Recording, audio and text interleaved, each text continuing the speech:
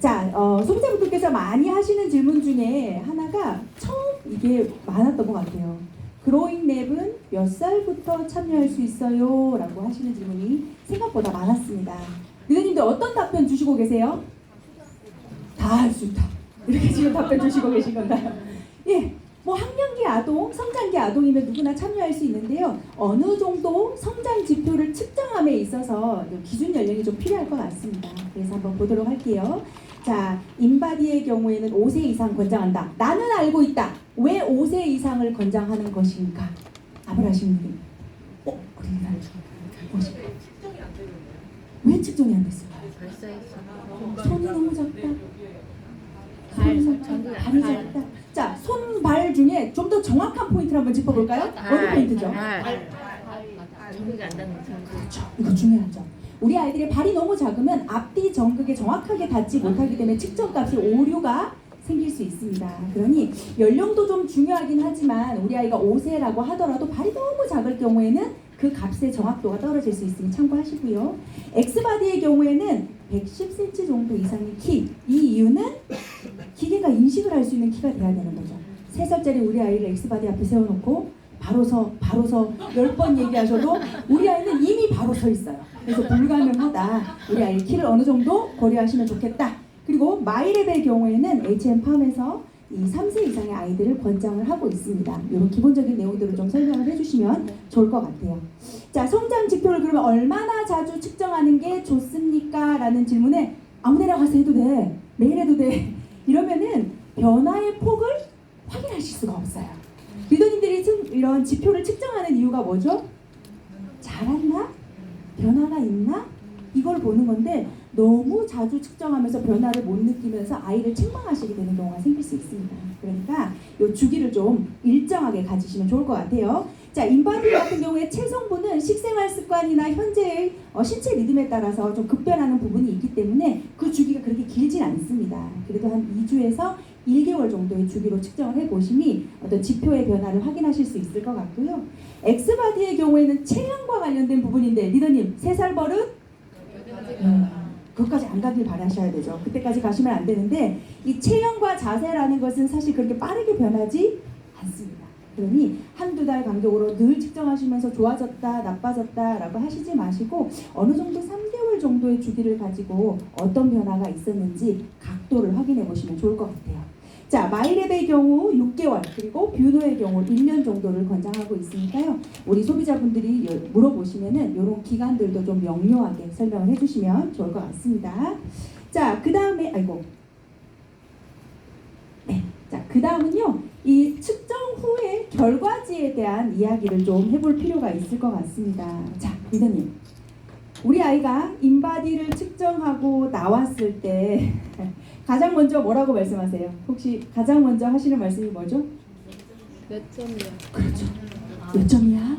뭐 사법고시 보시는 것도 아니고 그걸로 대학 갈 것도 아닌데 몇 점이야? 가장 많이 물어보시고 그 다음에 또 뭐 물어보시죠? 키 컸어? 이거 물어보시죠. 자, 우리 아이들이 제일 싫어하는 질문을 가장 많이 하고 계시고 있다라는 겁니다. 아이들이요 측정실 안에 들어가서 측정하는 컨설턴트에게 부탁하는 경우가 있어요. 우리 엄마한테 체중은 안 보이게 가려주세요 라고 하는 친구도 있고요. 여자친구들이 많죠. 남자의 경우 키는 안 보이게 색칠해 주시면 안 돼요 이렇게 얘기를 합니다. 스트레스라는 얘기예요. 스트레스가 결국 우리 아이들의 성장에 긍정적인 의미는 없으니까. 자, 점수에 너무 포커싱을 두지 않으셨으면 좋겠습니다. 자, 이 인바디를 측정하고 나왔을 때 아이들의 체성분을 읽어주실 때는요. 일단 순차적으로 그냥 쭉 보시면 되시는데 가장 좋은 방법은요. 베스트를 찾아주는 거예요. 너 이거 봐. 살이 이렇게 쪘어. 이거 아니에요. 그 지표 중에 가장 우수한 지표를 콕 집어주는 거예요. 우와. 너 지난번에 근육 지표가 여기에 있었는데 이만큼 올라왔네. 여기서부터가 이제 우리 아이가 귀 기울여서 들을 수 있는 시점이라고 보시면 좋을 것 같습니다. 자, 아이의 체수분, 단백질, 무기질, 체지방은 우리 아이의 몸을 구성하고 있는 성분이에요. 자, 이때 말하는 단백질, 우리 아이가 먹은 단백질이 아니겠죠. 예, 현재 우리 아이의 근육 상태를 보는 거고요. 무기질량이 간호에 있는 표준 범위에 들어갔을 때 성장의 가능성이 더 있다라고 보는 거죠. 왜요? 뼈는 뭐의 저장소죠?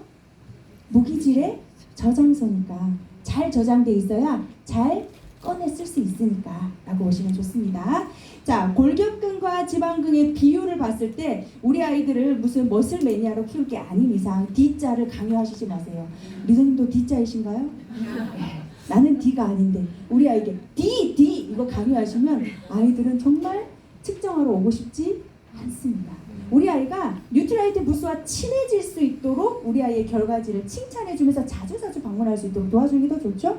자, CDI를 떠나서 표준 범위 안에서 어느 게 더 많고 적고를 굳이 얘기하지 않아도 눈으로 볼 수가 있는 게 우리 아이들이니까 이 비율이 표준 범위에서 많이 벗어나는 부분은 좀 더 신경을 써야 하고, 그러지 않고 정상 범위에 있다면 그것만으로도 또 칭찬을 해줄 수 있는 부분이라고 볼 수 있죠. 자, 비만 분석에 있어서는 체지방률을 기준으로 좀 봐주시면 좋을 것 같아요. 키가 크고 체중이 많이 나갈 수도 있지만 키가 작으면서 체중이 많이 나가는 경우도 있으니까 그런 개개인의 체형에 맞게끔 비만 분석을 해주시면 좋을 것 같습니다. 이 그래프의 경우에는요, 어떻게 설명드리면 좋을까요? 100명의 아이들 중에서 현재 우리 아이의 위치를 점으로 찍어 놓은 거예요. 그러면 우리 아이가 1등, 100등 이게 중요한 게 아니라 그냥 저 범위 안에서 중간 정도이거나 그 이상 그 이하에서 표준 편차 안에서 움직이면 괜찮다라고 보시면 됩니다.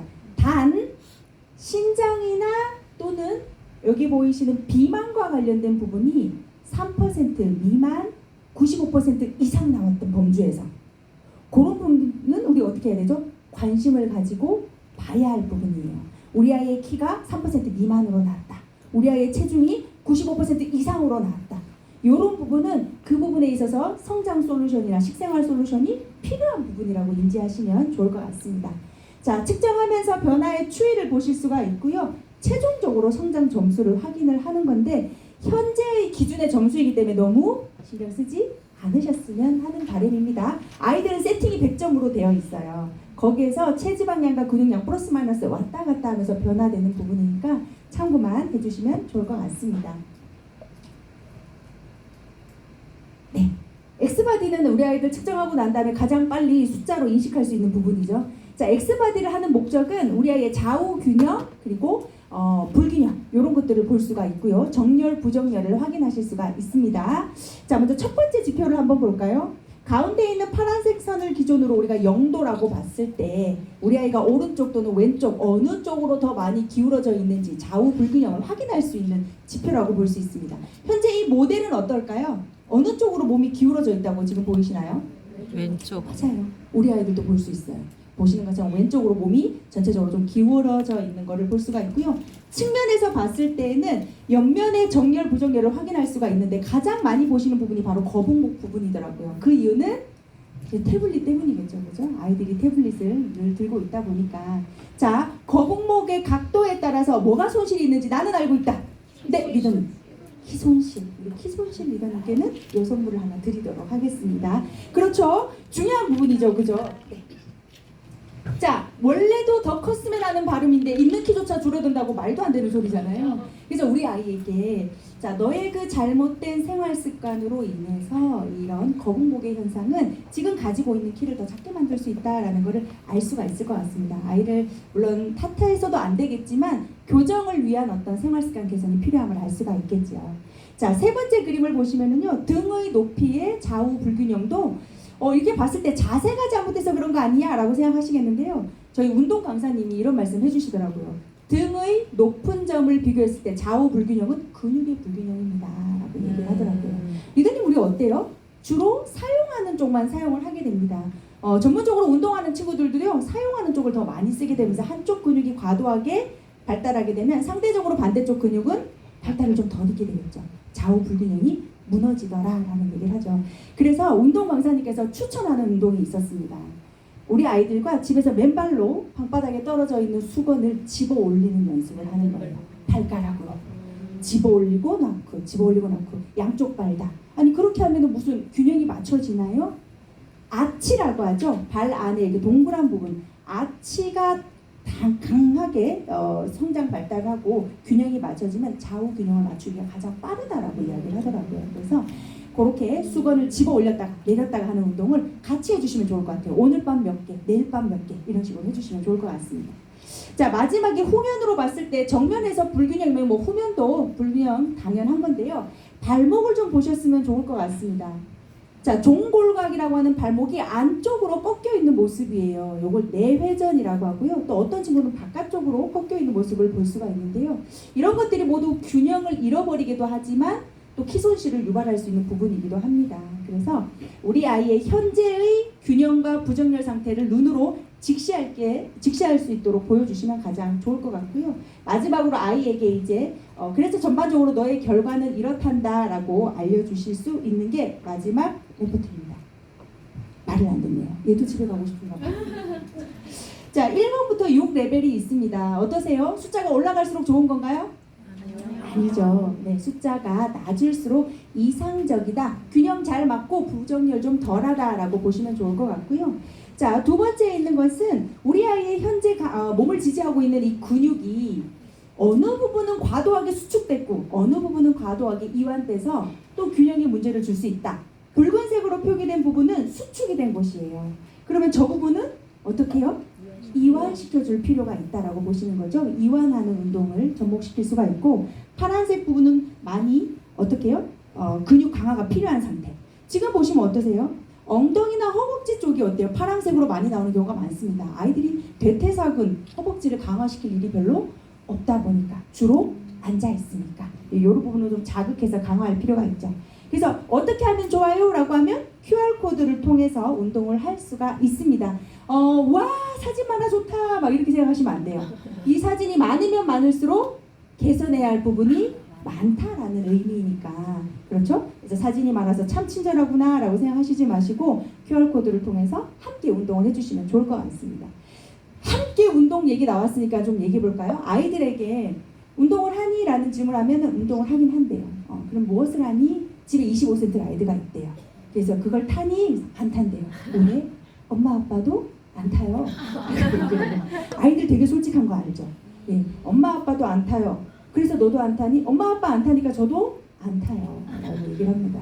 그래서 리더님들은 우리 아이들의 모델이시니까 리더님들이 먼저 타는 걸 보여주셔야 아이들을 탈 수 있도록 유도할 수 있다라는 얘기도 같이 드리도록 할게요.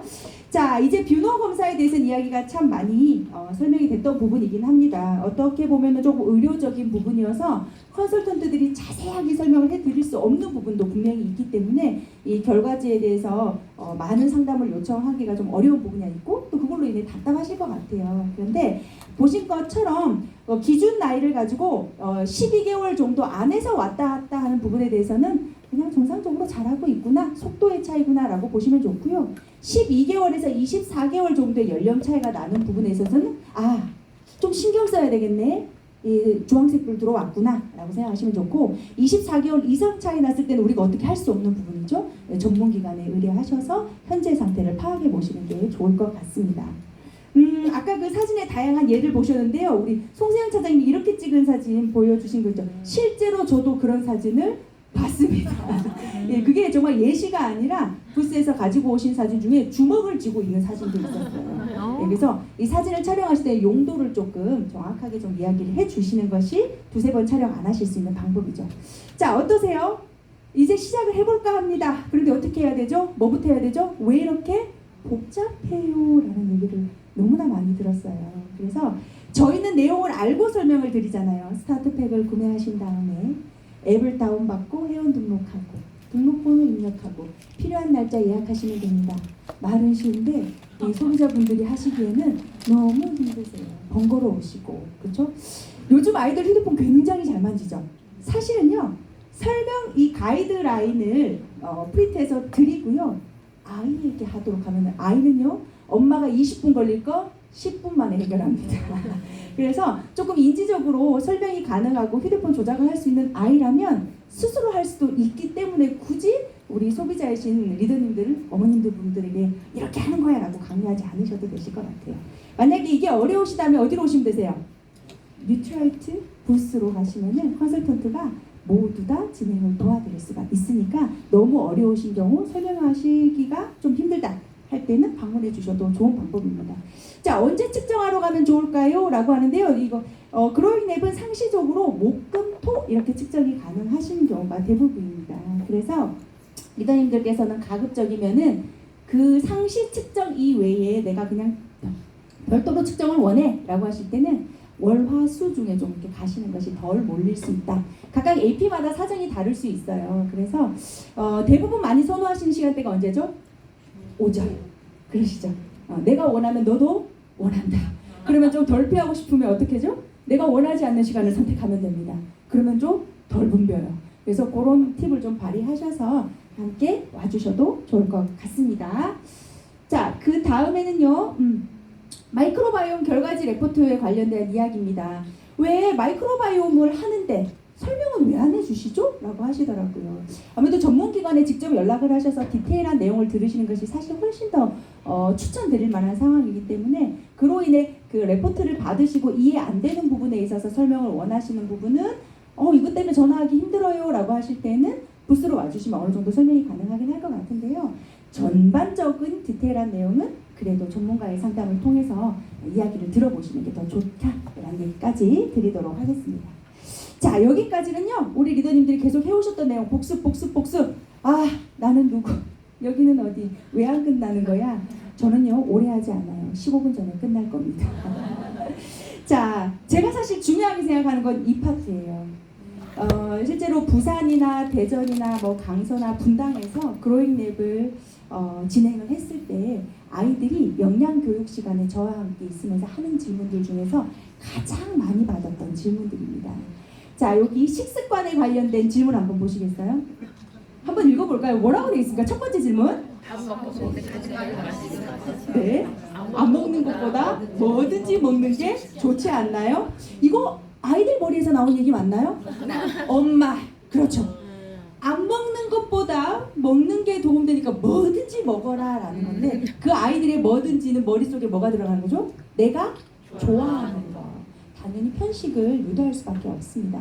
안 먹는 것보다 먹는 게 낫다 라는 아주 객관적인 이런 잣대로만 되지 마시고 안 먹는 것보다 먹는 게 나은 건 맞지만 무엇을 먹을 건지는 중요하다라는 거를 좀 영양교육을 통해서 알려주시면 좋을 것 같습니다. 자, 두 번째 질문이에요. 탕후루는 과일인데 왜 나빠요? 아까 탕후루 얘기 나왔었죠. 실제로 아이들이 탕후루를 너무 사랑하죠. 트렌드입니다. 이거는 뭐 맛이 있고 없고의 문제가 아니에요. 그냥 트렌드. 나는 힙하기 때문에 먹어줘야 되죠. 마라탕 먹고 탕후루 먹고 인생 4컷 찍으러 가는 게 아이들의 루트예요. 이거를 무시할 수는 없는데 적어도 아이들이 먹을 때 이 꼬치에 5개 꽂혀있는 딸기를 다 먹지 않고 적어도 2-3개는 좀 남길 용기. 아예 못 먹게는 못하죠. 남길 용기를 가지기 위해서 알려줄 필요가 있습니다. 자, 탕후루 어떻게 만들었어요? 설탕을 녹여서 코팅을 하죠. 과일에 들어있는 과당도 많은데 거기에 설탕을 녹였으니 당화산화물이라는 당독소가 만들어지는 거죠. 아시겠지만 당화산화물은 혈관에 손상을 일으키고 염증을 일으키고 다양한 혈관 질환을 유발할 수 있는 또 위험한 물질이니 어쩌다 한번 먹었다고 무슨 일이 생기는 것은 아니지만 우리 아이들이 어쩌다 한번 먹는 것이 아니더라는 겁니다.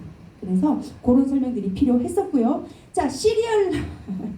제가 시리얼 하면 왜 웃음이 나냐면 아메이 시리얼은 괜찮잖아요 라고 얘기하는 친구들이 너무나 많습니다. 자, 여기서 말하는 시리얼은 브랜드를 떠나서 우리가 브랜드를 떠나서 시리얼을 옥수수로 만드는 경우가 가장 많지요. 아무래도 옥수수는 전분이고 전분은 또 어때요? 혈당을 급속히 올릴 수가 있습니다.